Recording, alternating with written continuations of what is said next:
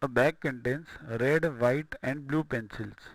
The probability of selecting a red pencil is 2 by 3 and that of selecting a blue pencil is 4 by 3.